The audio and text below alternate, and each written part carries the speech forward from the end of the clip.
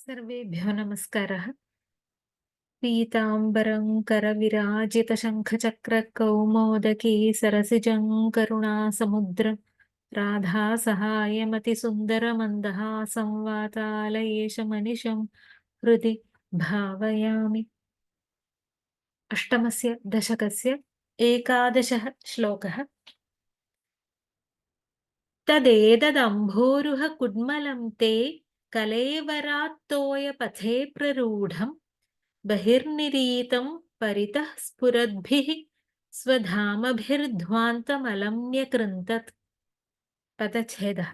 तत् एतत् अम्भोरुहकुड्मलं ते कलेवरात् तोयपथे प्ररूढं बहिः निरीतं परितः स्फुरद्भिः स्वधामभिः ध्वान्तम् अलं न्यकृन्तत्। अन्वयः। तत् एतत् अम्भोरुहकुड्मलं ते कलेवरात् तोयपथे प्ररूढं बहिः निरीतं परितः स्फुरद्भिः स्वधामभिः ध्वान्तम् अलं न्यकृन्तत्। भगवतः नाभिकमलमेव वर्णयति।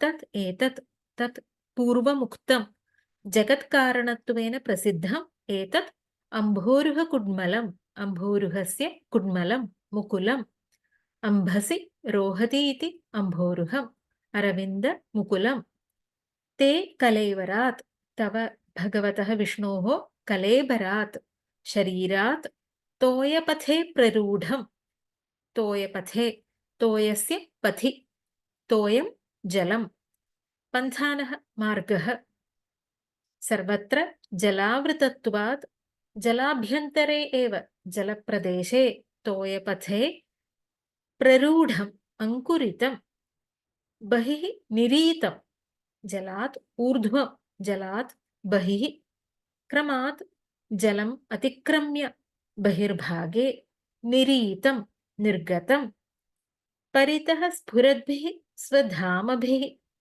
परितः सर्वत्र सर्वतः स्फुरद्भिः प्रकाशमानैः स्वधामभिः स्वस्य धामभिः स्वदीप्तिभिः निज दीप्तिभिः गृह देह त्विट् प्रभावा धामानि यथ चतुष्पथे इति अमरकोशे।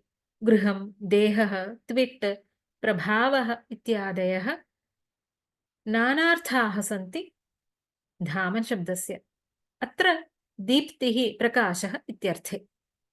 परितः स्फुरद्भिः स्वधामभिः ध्वान्तम् अलं न्यकृन्तत्। ध्वान्तम् अन्धकारम् अन्धकारो स्त्रियां ध्वान्तं तमिस्रं तिमिरं तमः इति अमरकोशे नामानि। ध्वान्तं तमोरूपं मलम् अलं न्यकृन्तत् अत्यर्थम् अतिशयेन न्यकृन्तत् दूरीचकार उन्मूलितवत्। निपूर्वकात् कृति छेदने इत्यस्मात् लङ्लकारे परस्मैपदे प्रथमपुरुषैकवचनं रूपम्। स्वरोचिषा तत्सलिलं विशालं विद्योतयन्नर्क इव आत्मयोनिः इति भागवतश्लोकं वयं ज्ञातवन्तः। तदरविन्दमुकुलं भगवतः विष्णोः शरीरात् जलाभ्यन्तरे एव अंकुरितम् अथ जलात् ऊर्ध्वं निर्गतं सत् स्वरश्मिभिः अन्धकारं दूरीचकार। तदेतदम्भोरुहकुड्मलं ते कलेवरात्तोयपथे प्ररूढं बहिर्निरीतं परितः स्फुरद्भिः स्वधामभिर्ध्वान्तमलं न्यकृन्तत्।